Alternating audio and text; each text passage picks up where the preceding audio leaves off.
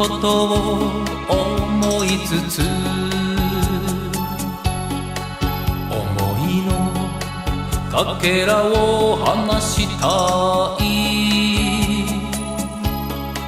好きになってしまってもどうにもならない二人だと忘れようと思ってみたが、思えば前より好きになり、二人本当の気持ちだと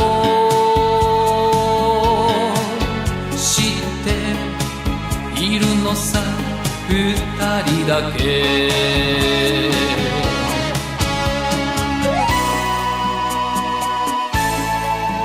あなたのことを思いつつ、思いのかけらを話したい。あなたの胸に飛び込んですぐにも行きたい私です。あなたのそばにいたいけどいけない立場のこの私、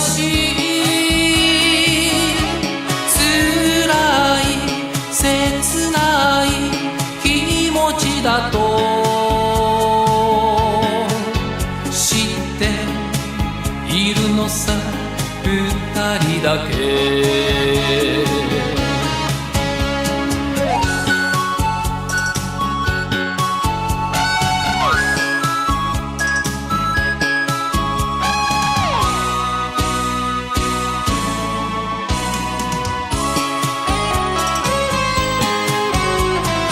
二人のことを思いつつ、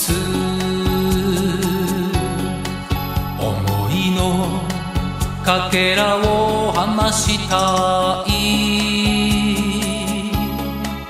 いくら離れている時も二人の心は変わらない。愛を信じる二人ならこのままいたい、いつまでも。これが二人の気持ちだと知っているのさ、二人だけ。